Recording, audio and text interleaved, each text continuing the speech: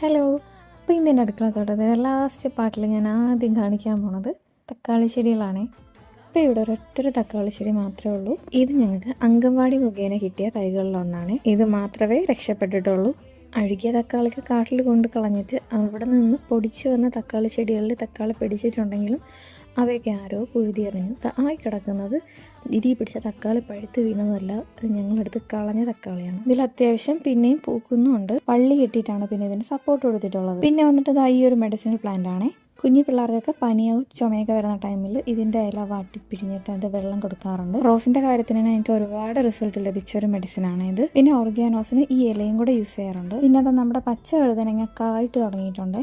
ഇതുപോലെ ഞങ്ങൾ സാമ്പാറിലിടും, പിന്നെ മെഴുക്കുവരട്ടി ഉണ്ടാക്കുവേ. ഇനി നമ്മുടെ അടുക്കളത്തോട്ടത്തിൽ അടുത്ത താരം വന്നിട്ട് പച്ചപ്പയറാണ് കേട്ടോ.